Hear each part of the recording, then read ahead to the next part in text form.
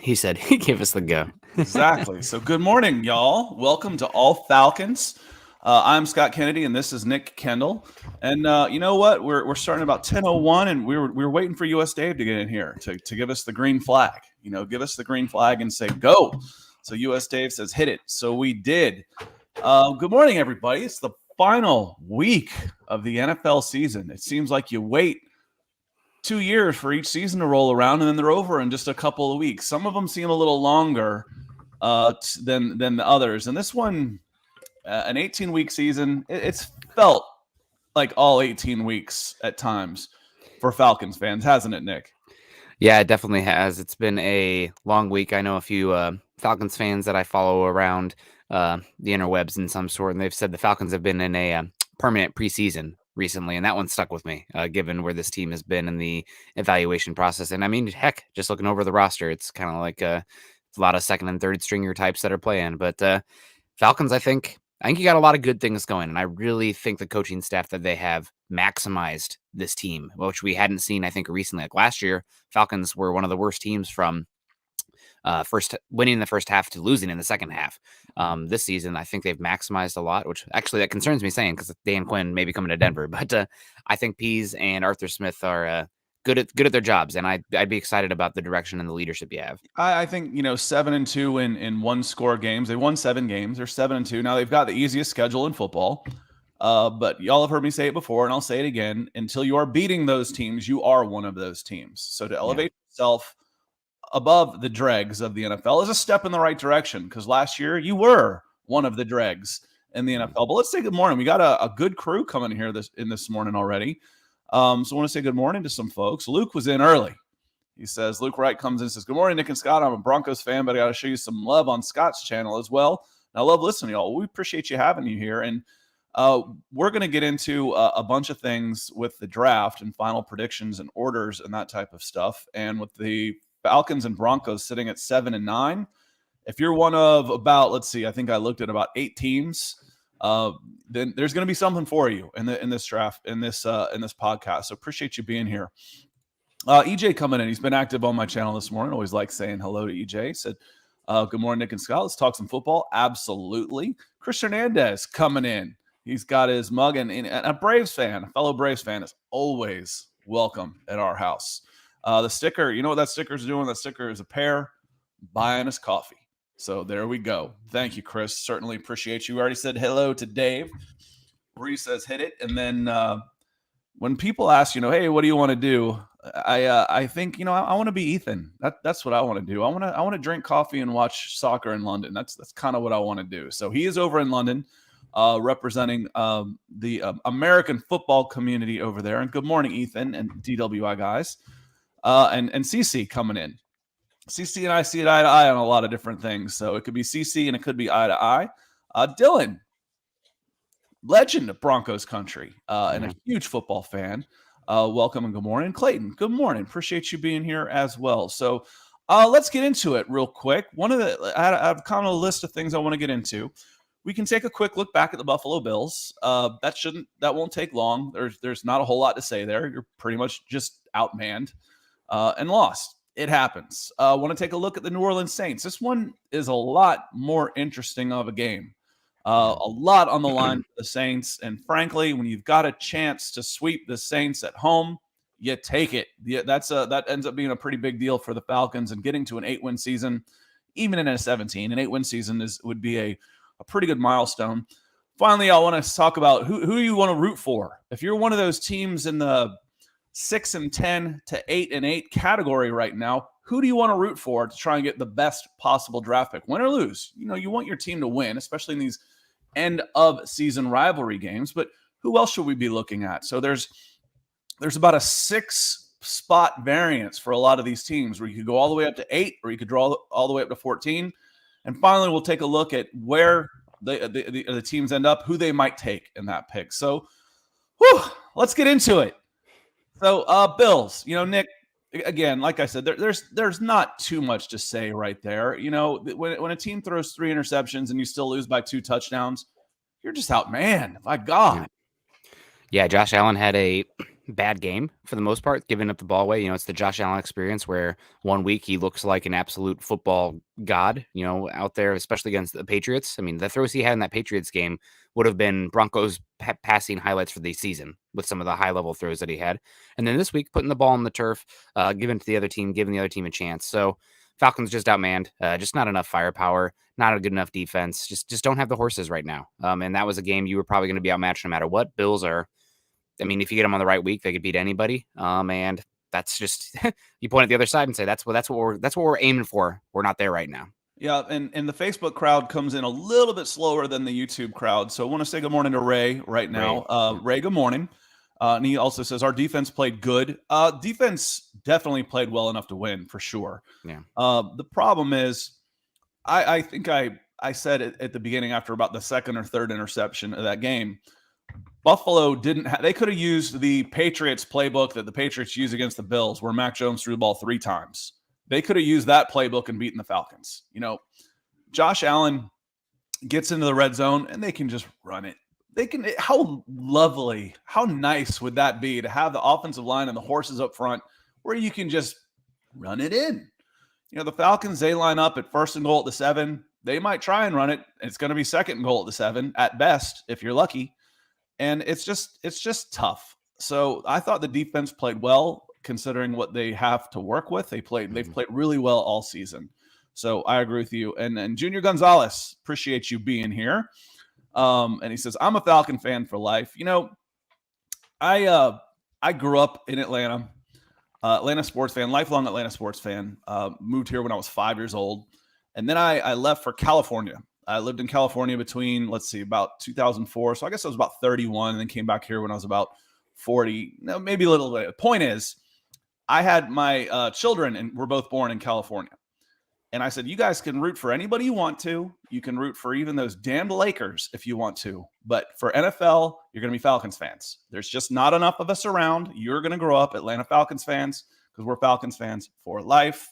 You got to support them, because not enough people out there are. So appreciate you, Junior, for sure. Coming real quick, I saw the Irish coffee from DWI guys. Yeah, not quite as hot coffee. That's what it is for sure. And Ethan always comes in with the big support. And the DWI guys comes in and says, what was that with the big super chat saying, what was that Ryan taunting call? Let's get into that. That could be something I haven't quite vented on enough publicly, because we haven't done this on Wednesday. If you haven't seen the play, and I probably should have brought it up on Twitter, Matt Ryan scrambles, dives headfirst in the end zone. The defensive back goes over the top of him, makes a little bit of contact as he's 3 yards into the end zone at this point. And Matt Ryan gets up, kind of spikes the ball and jaws a little bit, and they call him for taunting. Now, the rule changed in about 2018 that if a quarterback is scrambling, it always used to be if you slid feet first, you couldn't touch him. Couldn't touch him if he goes feet first. And the ball is placed where he starts the slide. If you went head first, it was open season because he's actually trying to gain some extra yards, or, he's diving, it was open season. They changed that to where if you dive head first, you're down at the point of contact because you're giving yourself up. It's more of an open field type of play, as opposed to, hey, I'm at the goal line and I'm diving to try and get in. There's nobody near me and I'm sliding in. And they called him down at the half-yard line because his knee hit as he's diving in and there's nobody within 2 yards of him and nobody touches him until he's 5 yards into the end zone. Review, play is called down at the 1. And because they didn't initially think that there was any chance it was going to be overturned, they didn't call a late hit for hitting a guy giving himself up, because that's the other part of that play. Yeah. He's giving himself up. You're not allowed to hit him.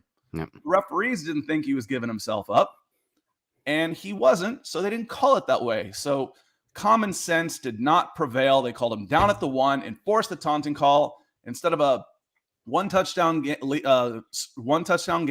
with 6 minutes left. Falcons were going to win this game. Don't get me wrong. I'm just pissed that the rule was so stupid that with 6 minutes left, the game's over. It was 3rd and 16, 3rd and goal from the 16. It was it's asinine. And I'm thinking those are the kind of plays that get rules changed, because that was just ridiculous.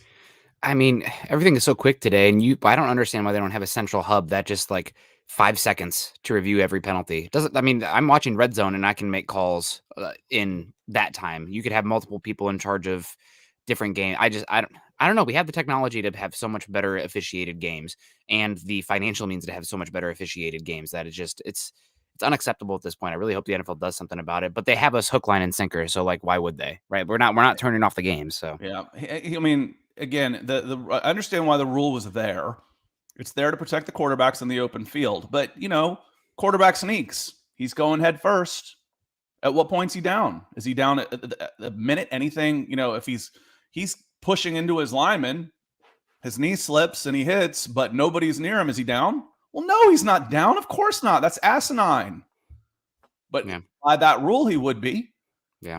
He goes over he's lining up to go over the top, and he scrapes his elbow on the ground before he jumps over the pile on the goal line. He's down. He was giving himself up. He's not giving himself up, you morons. So that was ridiculous. And Michael Coretti says, so wrong of you to force Falconum on your kids. That's child abuse. It's bad enough we picked them up by choice. You've got a case there. You do. I might have to plead guilty on that one. They're like a lot of kids these days, though. I think my daughter's a bigger sports fan, big Falcons fan. I don't think she can name any of them, but she always says go Falcons. And my kids both play a lot of sports, but they're not huge sports fans.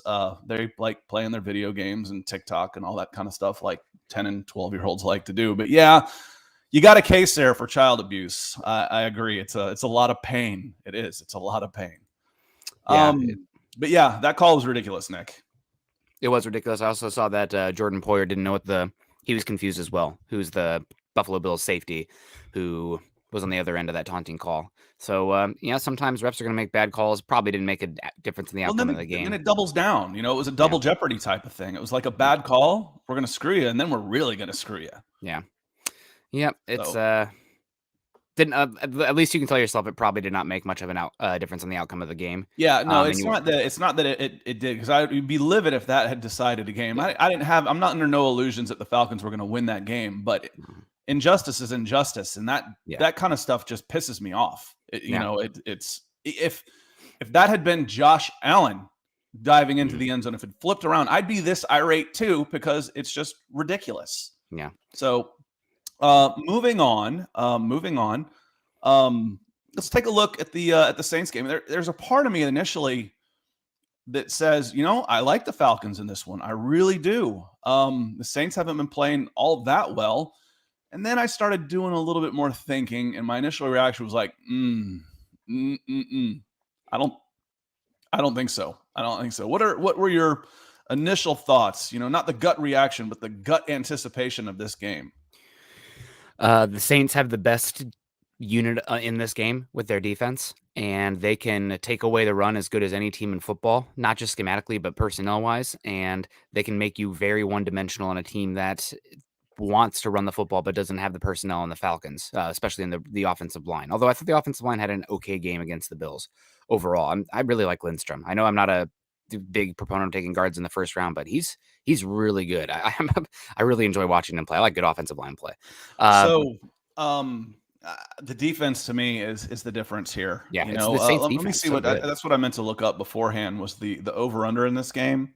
I know it's the Falcons are underdogs at home, but the over under on this game, and it auto plays the video. Hopefully it's muted.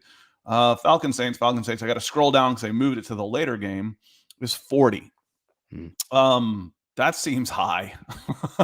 Yeah, 40 points seems high to me. I mean, we're talking about a team in the Carolina Panthers or in the Saints that have won 18-10. We're 20-3 against the Dolphins and 9-0. They shut out Tom Brady and the Buccaneers. Yeah, where's 40 points going to come from in this game? If it comes, it's coming from the defense. Honestly, both defenses have to do something, and you could see that because the Saints' offense is extremely discombobulated right now. I think they lost their starting center is injured as well, and Taysom Hill. That honestly doesn't matter who they put at quarterback. They're struggling there. So, but the best unit is the Saints' defense. You got Cam Jordan, who is one of my favorite players in football. I love those power edges that are those hybrid guys. Marcus Davenport is actually looking like a solid trade up for the Saints, considering how much they were clowned for that pick. Demario Davis is incredible. They got secondary players out the wazoo, and Marshawn Lattimore is one of the best cornerbacks in football. He can just shut down Malcolm one side of the Jenkins. field. Malcolm Jenkins, Marcus Williams. I absolutely adore the play style, the type of player. I know he's kind of got some detractors in the league because he's not as known as the best person sometimes. But Chauncey Gardner-Johnson, the safety nickel player that they have, what they are able to do to bracket the slot player, I mean, it's gorgeous. Dennis Allen is one of the best defensive minds in football right now. So that Saints defense is the best unit on the field, and the Falcons are going to have to probably catch some breaks or have Kyle Pitts have a godlike game for this team to move the ball enough to win. But Kyle Pitts can do that. I mean, God, I'm so excited I don't for think him Kyle next Pitts year. will play. That'd be smart if he doesn't play. He should probably. I don't think he's going to play. Newsflash. My opinion. This is just me reading the tea leaves. The way he played before, the somber talk from Arthur Smith. Well, we're not ruling him out today. I just, they ran him back as soon as he pulled up with a hamstring. I was like, okay, he's done. And then they ran him back out there, and he's running like in a three. You ever do those field day things where you do 3-legged contests? That's how he's running. He's dragging his leg behind him. I'm like, would you get your 21-year-old, prized possession off the field, please? Yeah, God. And they did. So, Dave, good morning. Good morning coming in. Talking a little bit about this offense. It says, can we put to rest the signing of Cordell Patterson to a long-term contract? The guy looks injured and worn down. I don't know, at least me, talking to, I don't know what you consider long-term, but I'm thinking 2 years. He's 31 and he's playing running back. I don't want to sign any running backs except rookies over more than 2 years, period. But I would absolutely love to bring Cordell Patterson back for the next 2 seasons, and he should be fairly affordable. The fact that he's worn down, that's the Falcons' fault. I'm like, as a coaching staff, that's our fault. And I don't know that he looks worn down so much. It's just the fact that there's, their teams are figuring out how to play 2 guys now. Before it was, okay, let's stop Kyle Pitts, and then Cordell Patterson was having some time. And you've noticed that Kyle Pitts has started having some of his better games the last couple of weeks, while Cordell Patterson has gotten shut down. Russell Gage has opened up just a little bit. He's pushing 700 yards in total receiving. There's just not enough weapons. And I think Ray was on Facebook earlier, says we need a wideout. Yeah. You need 2. You need 2 nice, new, talented wide receivers out there. You need everything. That's what's going to be fun about this draft. In CCC that says, Cam Jordan and Marcus Davenport licking their chops. And I watched the game last night. I watched the Saints and Panthers last night, and I'm watching Cam Jordan just freaking eat. I'm like, oh God, Caleb McGarry, you aren't very good. I'm not going to say it any worse than that. I'm not that hyperbolicistic, but Caleb McGarry is not very good. And here comes Cam Jordan, who's got 8 sacks, 5.5, 7.5 sacks in his last 3 games, had 3.5 last week. Oh, good Lord. Forget all those other guys. A defender like Cam Jordan can end the Falcons by himself.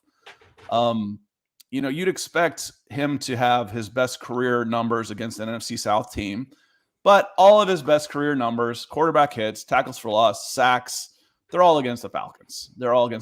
So you got a guy who's playing his best football of the year, arguably of his career right now in this stretch, going against the team who he beats up more than anybody, against a right tackle who has trouble blocking the wind. Oh yeah, it's not good. I love Cam Jordan, man. I know that he's also one of my favorite interviews just because he's obviously very intelligent and keeps it very real. So when somebody asks him a dumb question, you can see it in his eyes that he's like, I can't believe you just asked that. But he's incredible. I think he was in the same draft class as Von Miller too, which is show his age. And that's another reason I tend to prefer power players is those guys, they don't tend to have that precipitous drop off that you see from more of the pure speed burst players. So Cam Jordan, hella good. They also have that defensive tackle who is incredible and that never gets enough credit. And I'm upset at myself. Or David Onyemata. David Onyemata, absolutely incredible. And I see it was a comment here from CC that how good Marcus Davenport and Cam Jordan are in the twist and stunt game. Shout out to Clayton. Clayton's getting out of here for some snow removal, so I'll see you later, Clayton. But Davenport twisting and stunting has been a menace. You don't get to those twists and stunts unless you're winning on first and second down in the run game. And because of David Onyemata, one of the best run-stopping defensive tackles in football, they have a lot of third and longs. They're allowed to do that. And it's also the combination of Marcus Davenport and Cam Jordan, two of absolute edge menaces against the run. But that whole unit, man, they are so good on defense. And if they had a competent offense, we'd be talking about a dark horse team. I believe that. Their defense is that good. The Falcons moved the ball fairly well against them last time. I think it was 27-25 was the final. The Saints have figured it out since then. Like I said, shutting out Tom Brady, they get 10 points. Sam Darnold, I'm as big a Sam Darnold hater as you're going to find. I've just always, I was in California when he was coming up through San Clemente High School, and I watched him at USC, and there's very few things that get overrated like the LA market overrates USC football players. It was a little nuts to me. Like, either these guys are intellectually dishonest or they just flat out don't know what they're talking about. I'm not sure which one it is. I think a little of both, honestly. And Sam Darnold gets a lot of hype, but he actually played pretty well for the most part in that game. Had a lot of drops. The receivers didn't play very well. So they had their opportunities. The Falcons passing game should be a little better, but it doesn't matter if you cannot protect Matt Ryan, and I don't know if they're going to be able to. Dave asks, will you guys be around for the playoffs through the Super Bowl, and what about the offseason? Frankly, the offseason is when we shine. We like the draft. We like free agency. We like rookies. Nick and I, if anything, we'll be on this channel talking Falcons and draft and everything more often. Right now, I'm only doing it once a week on here, and we'll definitely do more of those. I'm headed to the Senior Bowl in a couple of weeks, and we may do some live shows from down there, and we'll definitely do some reacts. I think I was doing the math, and it's about 5.5 hours. So I leave practice on Thursday. I wouldn't be able to do a Thursday night show. I'd be too worn out, but we might come back up Friday morning and do a recap, and we'll talk all of those quarterbacks. There's lots of them down there. So Dave, we're not going anywhere. This the off season is our favorite part of the season. Honestly, it really is. So appreciate that. Yeah, you might see a little bit of a dip in June, that kind of time when the draft is over and I'm out in the woods trying to reconnect with nature. But other than that, we'll be here because of the offseason, free agency, trades, coaching changes, and the draft. So you got us for another good 4 months here before we enter our proverbial offseason. We also had a comment here from EJ. Yep, DeMarvin Leal is a comp to Cam Jordan in this year's draft. He can play inside and edge. Leal is an interesting one. 6'5", 290, got some vines for arms. I thought he was somewhat disappointing this year. I do think that a lot of people are rating DeMarvin Leal's game based off of a Alabama performance, which he was not very existent for, and I felt like Texas A&M did everything they could to not put him up against Evan Neal, which is like, duh. Why would you? That's one of the things that's why I'm such a strong opinion that your offense is only as good as the weakest guy, is because you can pick your matchup and put your best player against the worst player, and boom, you're not shifting around the offensive line like you do the defensive line for those matchups. I don't know if Leal is a Cam Jordan comp, though, so to speak. I think Jordan is a little bit more balanced and finessed and has a little bit more edge ability in him than Leal. But Leal's a freak, and he could rise a lot. I honestly would compare Leal more to last year's Christian Barmore, who slid to the second round. Probably shouldn't have. For the burst that he has and the length that he has, I think I would love him in a 5-0-5 scheme where you're going to lay him where he is essentially kind of that edge rusher, the power player, but not as bendy or as flexible as Cam Jordan. Cam Jordan is a rare kind of athlete on that edge. See, because my concern about him, and I haven't watched him that closely, for me, it's just kind of this gut feeling, is that he wants to be a finesse player and isn't necessarily the power guy, the straight up power guy. Kind of like we talk about the big running backs who could run by everybody when they were in high school and didn't learn that, hey, you're 240 pounds, Royce Freeman, run hard. They don't learn that till they get to the NFL when everybody's fast because they can get in space. I feel my gut feeling on Leal is he's a little bit like that he's not quite as strong as a guy like Cam Jordan at the point of attack where he can out-athlete people. So I'll be very interested to watch him more. If you can say that a better comp for him is Barmore, who was a straight-up he could play a nose guard type. Yeah. Then that becomes real intriguing for me for sure. And that's more in the pass game. I will say that Leal does not have the chops in the run game. I'm concerned about his ability to anchor against double teams, which is something you're going to want to see from him. But out of the gate, I think, he's a developmental player because he's still not all getting together, but you can see the tools. There's nobody in this class that has his combination of length, speed, frame that you want to build for that kind of versatile defensive fronts in today's NFL. So he'll be a fun one. What was it? The Ole Miss game really left an impression on me. That was one where I was watching, okay, Matt Corral versus a solid defense with some 5 stars on that side. Let's see what it's about. And I thought Leal really stood out in that game. I'll go back and watch. I should be able to find that game and go back and watch it because I'm getting to the point now. It's like, all right, I'll especially if I give up a video game that takes up way too much of my time when I'm in my off time, I can watch. I wish if anybody from NCAA media is listening, I would pay $100 for an NFL Game Pass like subscription, ESPN. If you did condensed games, I'd watch it. It's nice being able to watch those games in 35 minutes. Yeah. No, he's that would be great. I think that'd be hard because all these teams have their own networks with the conferences and whatnot. Well, the SEC has one. It's called ESPN. Yeah. Yep. That's why someone asked me that. How come the SEC doesn't have its own network? And I joked about that before they, officially started the SEC network, which is ESPN. I said they do. It's ESPN. ESPN pays billions of dollars for the rights to SEC football games, and they show all of them. But Dave comes in, and what I think is interesting about this question, Nick, is there's not a lot of talk in and around Atlanta of Matt Ryan possibly going to the Broncos. Like, I don't know that I would have even heard that if I hadn't been doing so much Broncos work the last couple of months. But there it is. It's out there. Yeah. I mean, I think it's just Doc connecting. Who's an older franchise quarterback on a team that might be looking to move on from him. That's what it leans up with me. But we'll see. I think if the Broncos miss out on Russell Wilson or Aaron Rodgers, they will make a call, but it might only go as far as that. So we'll see. Excuse me for one. And we also had a comment from Trey. You've been talking a lot about the trench play needing to work in Atlanta, but we got our guy, who is it here? The name. Yeah, Ray, saying that the Broncos need a wideout. He's also saying cornerback.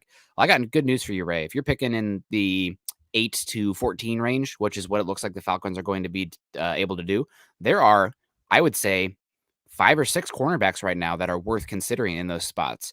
Obviously, you have the and this is just throwing out a big lump tier. These are all guys that I could see as first rounders, and they could jostle a bit for position or jockey a bit for position. But obviously, everybody knows Derek Stingley Jr. He's been incredible. I'm still shocked about how impressed I was by Sauce Gardner in that college football playoff game. I think he hasn't given up over 100 yards passing this season. Granted, it's against Atlantic Conference, but still, I mean, they don't test him. They do not test him.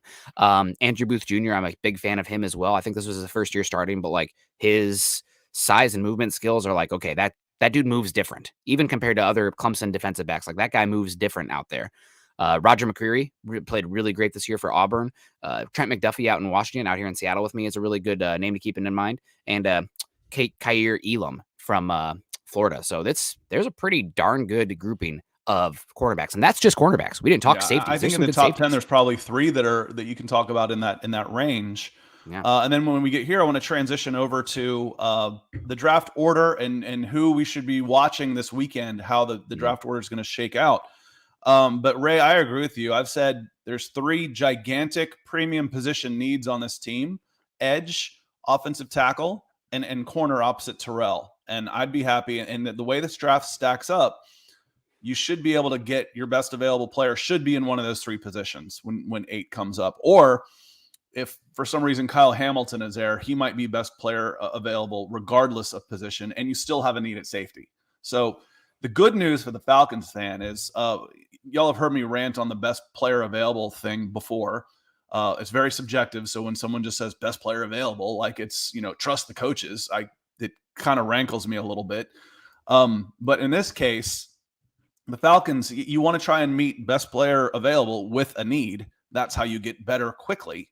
And the Falcons need everything. So the fact that there are really good premium position players available, I think if some of these edge guys were available last year, they wouldn't have made it past 4. They would have gone edge. They would have taken Aiden Hutchinson or Thibodeau at 4 instead of Kyle Pitts, because it was a much, much bigger need. And while Kyle Pitts is really, really good, it's subjective. There's half a dozen guys behind him that you could argue that are just as good, if not better, and more impactful to their teams.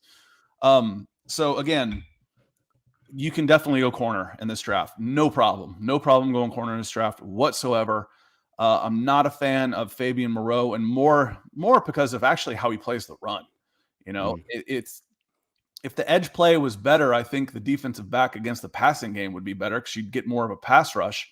But watching Stephen Means not seal the edge, and then Fabian Moreau let himself get blocked to the sidelines just makes me angry.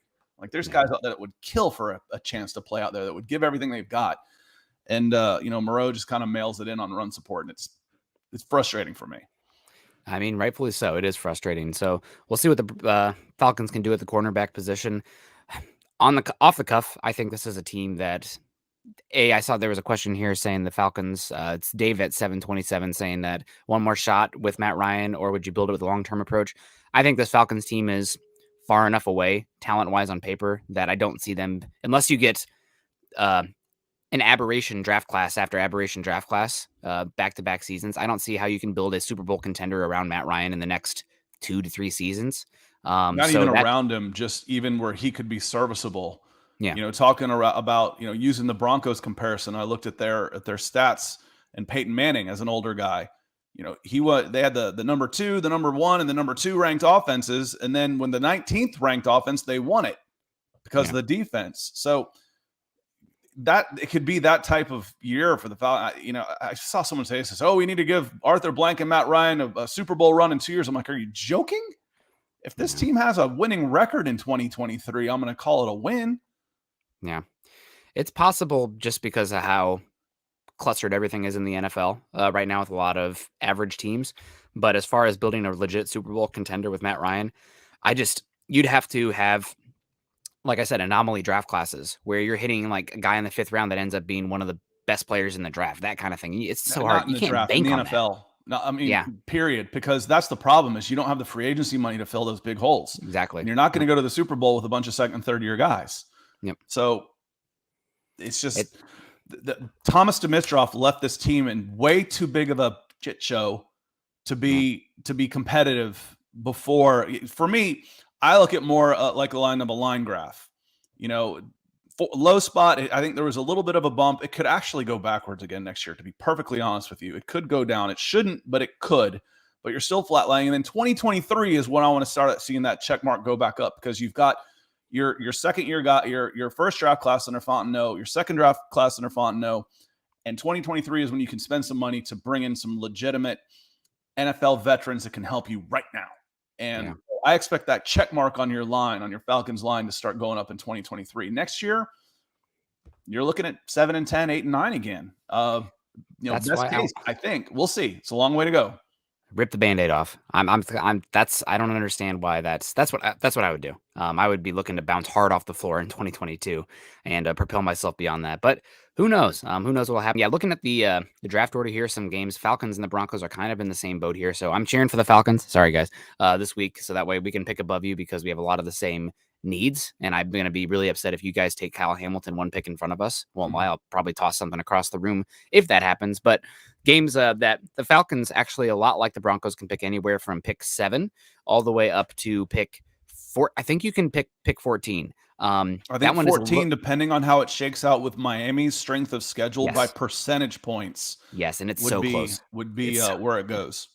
Exactly. Atlanta right now, strength of schedule 0.461.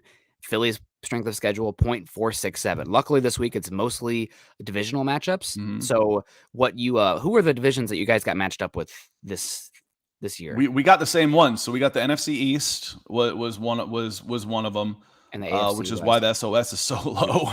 But I actually did some homework on this one. Okay. So I want to go through 7 through 14 as it stands right now. Is Seattle at 6 and 10, Chicago at 6 and 10, Washington at 6 and 10. So they're in play. And then at 7 and 9, you've got Atlanta, Denver, Minnesota, and Cleveland. And then I threw Miami in at 8 and 8 because they're the only one whose strength of schedule is close enough They're the only 8-8 team that could possibly leap over the Falcons and or Broncos. Now, those games at number 7, you're looking at Seattle against the Cardinals. At Cardinals, that's a loss. They're a 6.5-point dog. That's a loss. So Seattle's going to stick there at worst. The interesting one of those flex games to watch becomes Chicago at the Minnesota Vikings. 6-10 versus 7-9. Chicago's a 2.5-point underdog. If Chicago wins that game, the Falcons could pick as high as 8. They could pick as high as 8, assuming the Falcons lose to the Saints. I'd feel good about the next game. The Washington football team versus New York Giants. Washington should beat the Giants. Yep. Washington should beat the Giants. So that's kind of how I have it shaking out. Is Chicago loses to the Vikings, stays at 8. Washington beats the Giants. Atlanta loses to the Saints and moves up to 9. And then Miami loses to the Patriots, but Atlanta keeps it by percentage points. They hold on to that by just a percent. Well, if you both lose, it doesn't matter. If you both lose, because you'll have one more loss than the Dolphins. Oh, that's right. That's right. You'd have to win. Got that screwed up then. So the that was if they won. So actually, then Denver would be 11. The Denver would be 10 if they lost. I need to resort here. Yep. So yeah, I've got the Miami losing, but it wouldn't matter unless Atlanta wins. If Atlanta wins and Miami loses, then you're going to come down to the strength of schedule, which is by the 10,000th percentage point right now. Right. I think 10th, 100th. It's by the 1,000th. So that's the one you want to watch out for, just because it's so close. But because this last week, week 18, is all divisional games, it might all be divisional games. It might be very hard to move that strength of schedule at all. So because they double dip basically. So it's like, okay, well, wow, if the Falcons lose to the Saints, that gives 2 more wins to the Saints. But it's the same thing for Miami. Yep. The only ones that will change, the Patriots. The only ones that'll change is that one AFC NFC crossover game that you had. So, like for the Broncos, if Detroit loses, they're going to gain ground where most of the teams around them won't. And the divisional or your same conference crossover games. So the Broncos this year for the Broncos, that would be the AFC East opponent that they played, which was the coming up. AFC East and AFC South opponent. This is a great live TV, guys. The long and the short of it is, if you want to get the highest draft pick possible, you want Chicago to beat Minnesota, and you want Washington to beat New York. If that happens and the Saints lose the Falcons lose to the Saints, the Falcons should be picking 8. Could be picking 8.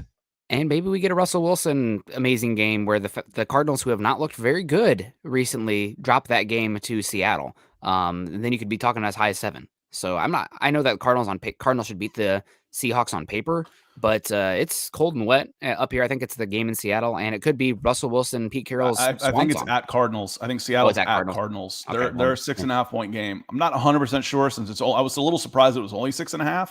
Yeah. I don't buy Let me throw some knowledge on you on here. I like to say that teams don't necessarily want to tank, but they necessarily don't want to win either. Looked up pretty good for the Eagles last year with how the outcome has turned around, but who knows? So, looking at the draft order of the 16 teams that played have the first 16 draft picks, 13 of them lost, and the only 3 that won beat teams that were already in there. So nobody in the top and the bottom half beat a team in playoff contention. Not one last week. Not one. Yeah. Come on now. We don't believe in coincidences here, do we?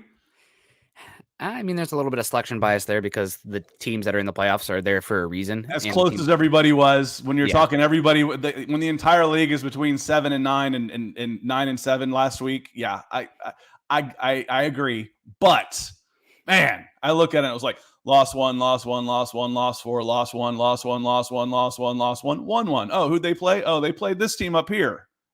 Well, shout out to I just want to give a shout out to the Seahawks and the Bears, 2 teams that don't even own their first round pick and won that game. So now the Broncos and Falcons are in striking range of picking above them. So good job, Seattle and Chicago. We appreciate you. And Michael, it says, I know I should root for the Aints to win, but we haven't swept them forever and be sweet to spoil their playoffs. You're not rooting for the Saints to win. If you're a Falcons fan, you're not rooting for the Saints to win.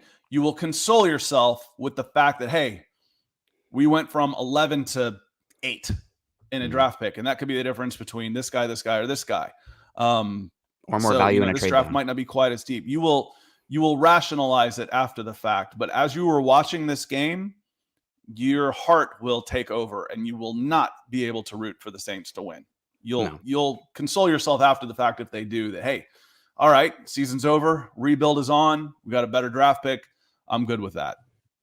Yeah. Nope. That's a very good point.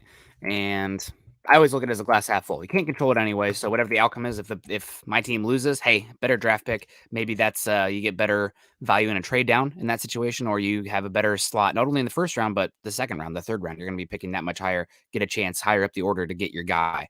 If you win though, hey, you snap a streak, or you beat the Saints and sweep them for the first time in a while. Broncos would sweep, or if the Broncos beat the Chiefs this week, they stop I think 13 game losing streak versus Kansas City. You know That's what? insane. That's Nobody wins 13 games in a row. I mean, not even Pittsburgh over the Browns. Yeah, it's a bad streak. Browns probably won more. Pittsburgh probably won more than that, actually. Yeah, 13 in a row though is really improbable. Especially a team like Denver, who if I sort the NFL by winning percentage, Denver's probably in the top 10 all time, at least knocking on the door. The Browns, they ain't. At least not in the Super Bowl era. Before that, the Jim Brown days, that's different. Now, Otto Graham. let's say the Falcons. I think my prediction is the Falcons end up with a 9th pick. They end up with a 9th pick. Where are you going? Where are you going in that spot? I'm going to knock a couple guys off the board. I'm going to knock Aiden Hutchinson, Kayvon Thibodeau, Evan Neal, Derek Stingley off the board. Evan Neal. Well, then I'm taking Kyle Hamilton. Okay. I don't give a bleep that he's a safety or whatnot. I am more of the opinion that he's a true back seven playmaker, especially in coverage, that is very versatile, and his character is off the charts as well. So I don't have the double dipping of somebody who has issues that I'm worried about being a blue chip player on my defense for the next 15 years. That is going to live up to the on and off the field that you need for a top 8 pick, top 9 pick. So Kyle Hamilton's the guy for me. Positional value be damned, especially in today's 2 points about the safety position. I think it's devalued in general in the NFL where it shouldn't be.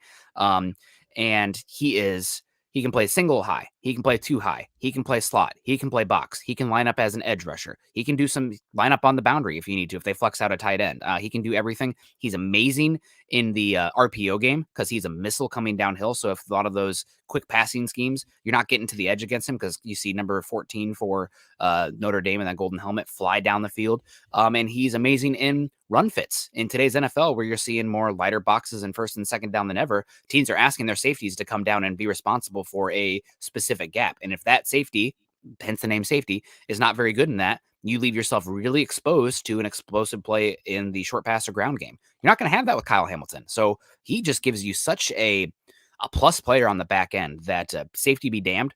He's going to make an impact.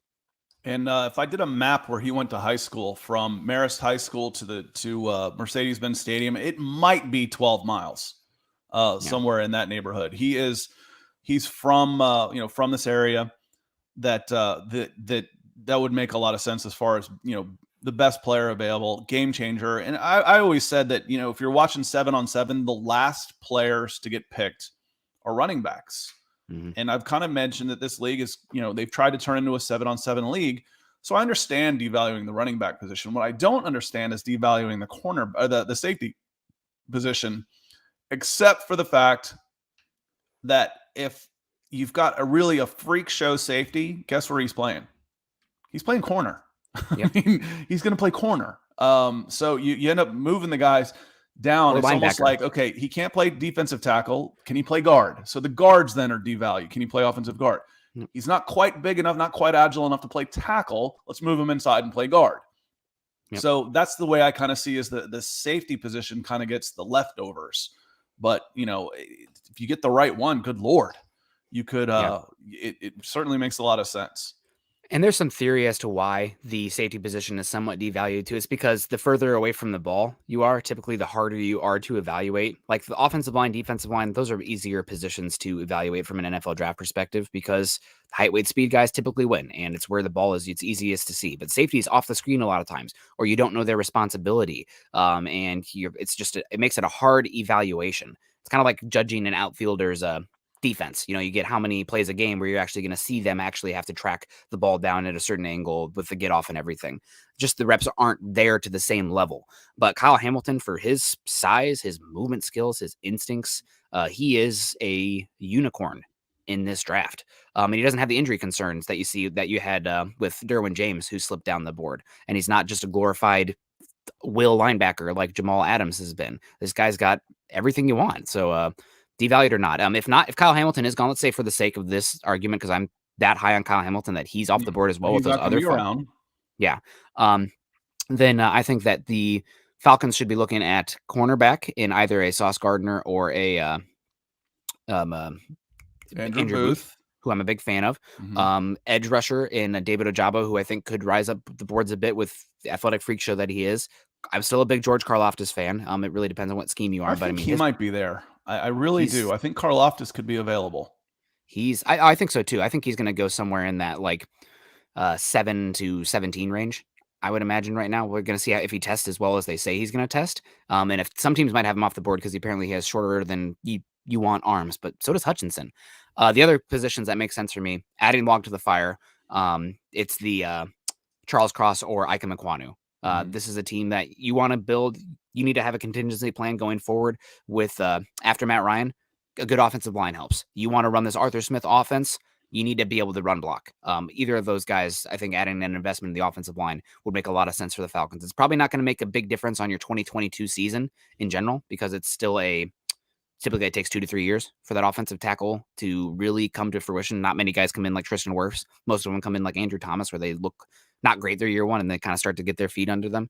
But those guys all make sense to me. Corner, offensive tackle, but in the situation you laid out, I mean, it's like Pitts falling to you last year. It's like, okay, I'll take that guy and we'll figure the rest out later. All right. US Dave asks, once again, with the possibility of being a watered down draft, would it be in the team's interest to use their pick for a veteran in a trade or possibly trade for a future pick? Now, let's get interesting on this. You talk about ripping the Band-Aid off. How about this, Nick? You trade, you take your first round pick. Let's say you do, or you use it in a package. And then you've got a high second round pick. What if someone offers you, one of these competing teams offers you the 30 pick, to take their first round pick next year for your number 2 this year, which is about a 40th overall, So, and then you're able to move Matt Ryan for a second round pick and get some, and then what did y'all hear me say earlier when talking about when is this team really ready to see the check mark go? 2023. It really is. So does it make sense maybe to trade a pick and get some interest, trade a pick with interest and upgrade your 2023 pick and bail on the 2022 draft? It wouldn't be out of the question. You can do that as either a newer general manager or someone who's got the John Sherholtz using the Braves ability to be able to call his own shot because he's got the track record. Fontenot's got some rope. He's going to be here a while. He could afford to do that. He could absolutely afford to do that, where he could say, listen, we're punting on 2022 and we're going to make a run for this damn thing in 2023. So it could actually, it could happen. It'd be kind of fun. I mean, next year would kind of suck. We're all playing fantasy football and doing other things on Sundays. But, even this year, as bad as it was, there's still fun things to watch. Cordell Patterson, brought in as a free agent. Kyle Pitts was fun to watch. Second-year guy, A.J. Terrell. You're taking away those new toys next year. And 2022 is going to suck. But it might suck anyway. Permanent preseason, right? That's what we said. For the teams interested to use their picks for a veteran, that makes sense for a team further down the draft board, I think. We saw that last year with Kansas City, traded their first-round pick for Orlando Brown Jr. So a team that is, bumping their head on the ceiling where they'd rather get the instant return. Maybe somebody like gosh, Tampa Bay would make sense there. Dallas would make sense there. Cincinnati would make sense there. Buffalo. Those teams to me are the ones that stand out as maybe trading their first round pick this year for more of an instant gratification player. And I wouldn't mind also with, oh man. And yep, can we buy Nick a new sweater? Yeah, coming in, giving me a hard time. That's the one that I slept in here. It's too early here to change. And also I like to walk the dog in the rain afterwards. So I'll change after this. Don't worry, DWI guys. Maybe you can send me a DWI guy sweatshirt. That'd be great. Lost my train of thought because that was a funny comment. Trading down. That I'm also with you that I think the Broncos, if they don't end up trading for Russell Wilson or Aaron Rodgers this year, the plan should be to trade that 2022 capital and get 2023 plus interest.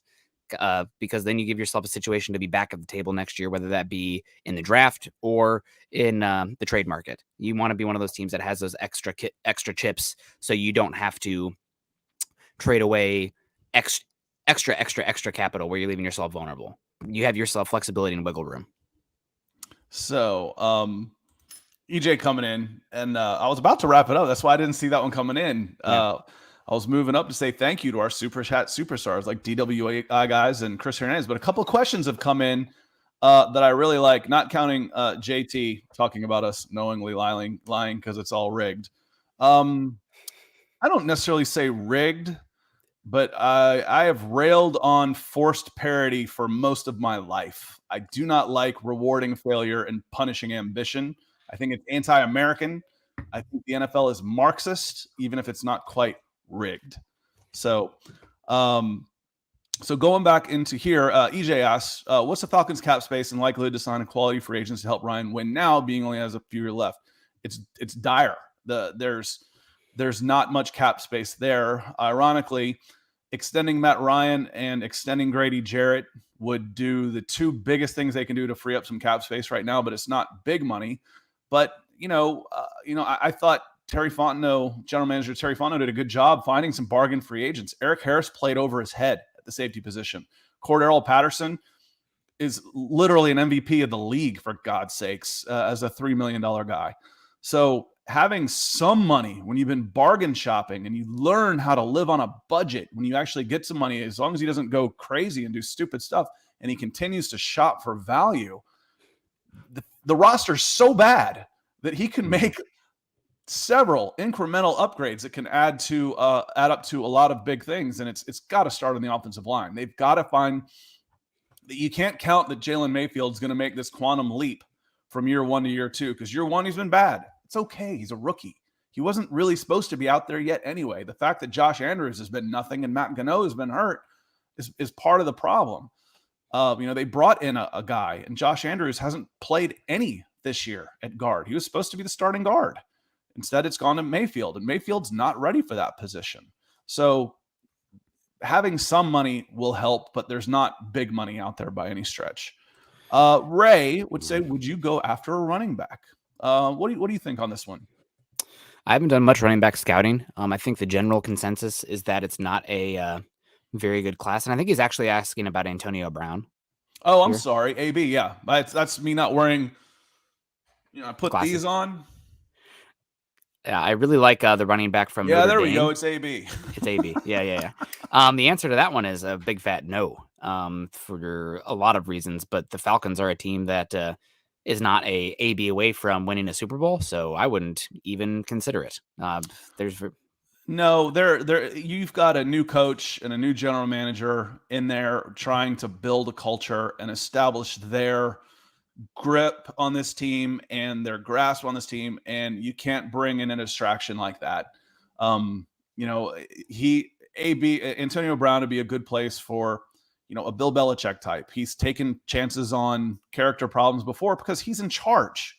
If it doesn't work out, you're gone. He's one of those, this is a dictatorship and I'm the head dick. We're not going to put up with this nonsense. The Falcons can't afford to do that right now. Do they absolutely need a wide receiver? Abso-friggin-lutely. Is he the guy? No. Andrew Hawkins on Twitter posted best retirement announcement ever. I thought that was pretty funny. Andrew Hawkins is freaking hilarious. Good story on him. He actually was writing recruiting articles for us at Scout, sleeping on his couch or his friend's couch when he got a shot and made it into the NFL for about 8 years. So good dude, and very happy to see how well he has done. I just blocked somebody, make sure I got the right guy since Ray's highlighted. But no, I wouldn't, Ray. I don't think it's worth it. I really don't. Jesse coming in says, "Hey y'all, I just started watching you about a month ago, and you both seem very knowledgeable about football, way more than most podcasts. Mind if I ask you what your background is in the game?" Nick, you go first because you got a better background than I do. I don't know about that. I played some growing up. Honestly, just been a big fan of football in a while and consumed football coaching books. Really like the Scouting Football Game by Steve Belichick, Bill Belichick's book. I read that probably in college early on in the summer, one of my summers growing up. And I was like, okay, I'm getting into this. I don't like Bill Belichick, but Steve kind of knows a thing or two about this. And then I was writing for fun, just being a big fan of team building, the NFL draft in general, watching coaching clinics and whatnot. And boss over at Mile High Huddle, Chad, said, "Hey, do you get paid to do this? You seem like you know what you're talking about." So I got him fooled, but I'm like, no, I'm not getting paid to do this. I just kind of do it for fun. And he's like, "Do you want to?" And I was like, "Sure, I could use a little bit of money to talk football." So that was, gosh, 6-7 years ago now, and I've been doing football stuff for Mile High Huddle ever since. We're coming up on 2 years now for the live streaming side of things. I've been doing the podcast for about 2 on the live stream, and we're coming up to 1 year for Scott and I working together. So I didn't play like in college or anything like that, but always been a big fan of the game. Also, I have a educational background in statistical analysis, so I really enjoy looking at the dawning era of football stats. I'm really excited for the next 15 years. I really hope the GPS data that these players are wearing, the spatial data that they're creating becomes public domain, so we can analyze that better rather than all these teams only having that data so they can understand. Like, I want to see how a player does against a slant route and what space they have between the defender and the receiver for a season from a nickel defender. That's the kind of data that I'm excited to get into going forward. And it's out there, but not totally public domain yet. And Jesse, I was a soccer player actually growing up. I started playing when I was 5 and played year round basically until I was about 35.